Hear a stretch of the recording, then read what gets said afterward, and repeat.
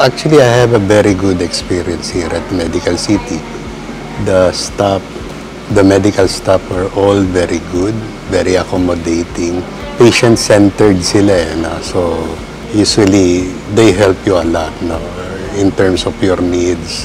Especially, I'm a dialysis patient, diba? So, very happy ako rin sa service na nare-render ng lahat ng staff dito sa dialysis center.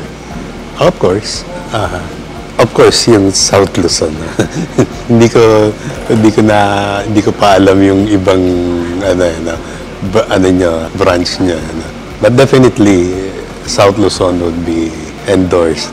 Si Dr. Marie Biagtan yung nephrologist ko rito. So, very thankful to her, no? Dahil okay naman yung pag-handle niya sa akin. Yung medical staff talaga yung pinaka-maganda rito dito sa hospital. That's why may mga choices naman, no?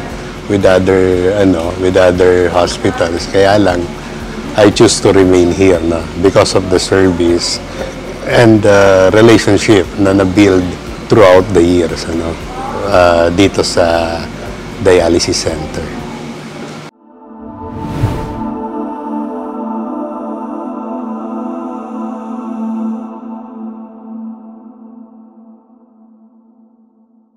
If you like this video, please follow our FB page and subscribe to our YouTube channel for more health videos. And don't forget to hit the notification bell.